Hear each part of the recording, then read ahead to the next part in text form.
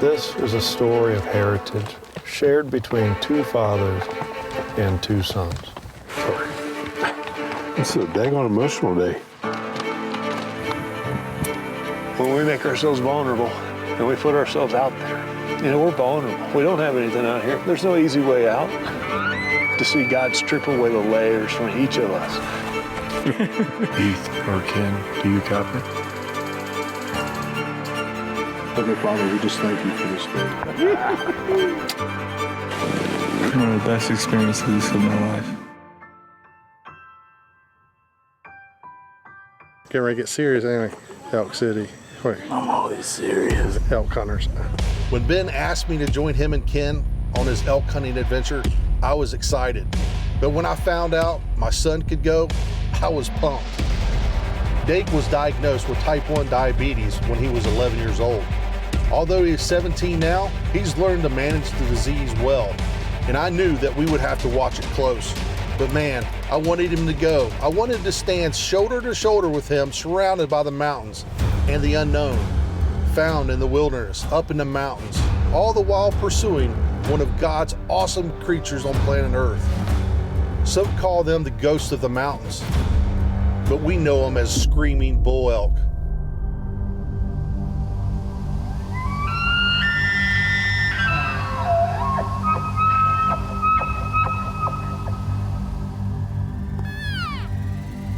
You know, the highlight of the trip was, you know, I wanted to put Dake in front of a big bull, of course, and have him experience such a massive animal just screaming in your face and feel the adrenaline rush and the excitement that goes along with bow hunting. But once we got here, I saw something ignite inside of him, and my desire changed. I desired for him to experience something much bigger than just an elk hunt.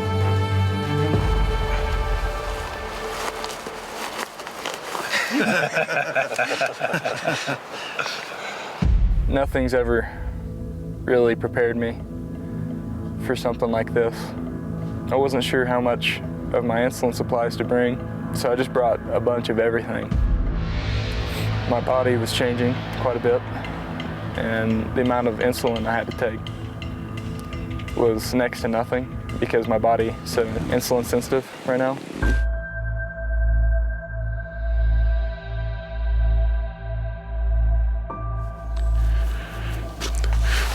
Just had my first chance at a cow elk. About 50 yards away at broadside, but I didn't feel comfortable about trying to take a shot. Hopefully we'll get that opportunity again. That's pretty awesome, Xander. This is my dad. He's a hero of mine.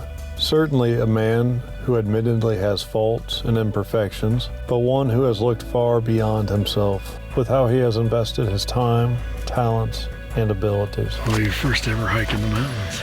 Yep. I am a beneficiary of his generosity. He did not and does not have to invest in me, but he did, and I'm certain he will continue to as long as he's able. Let's go! Waiting on you, silly. See ya. See ya. See you, man. Good luck, guys. As the years have gone by, new adventures have taken me to the mountains of the West. I have longed for the moment when I could return the generosity of my father and share these mountains with him by my side. Well, every now and then, you just gotta climb a mountain. This has been a rough adventure. Who said chasing bull elk's easy? I haven't killed an elk. This is 6 years of elk hunting. I've never killed one, but I come because something very special that happens here. Something that God does to the human soul, how he speaks to the heart. Heavenly Father, we just thank you for this day that you So powerful. The connection I have with Dake, this is the heritage that I want to hand down to my son. Yes, I want to hand down hunting, but also want to hand down a heritage of Christ, because that's the only thing that'll ever last. Jesus, amen. Amen. It's rock and roll, baby. I think it's important for everyone to stop and take a second and listen to what God has to say. Because He's there, He's waiting for you, and He's waiting with open arms. When you push yourself to the point where you think you can't hardly go anymore, then you keep on going, you realize you can, it gives you a different perspective. It kind of breaks you down a little bit, I think, being out here pushing yourself out of your normal comfort levels.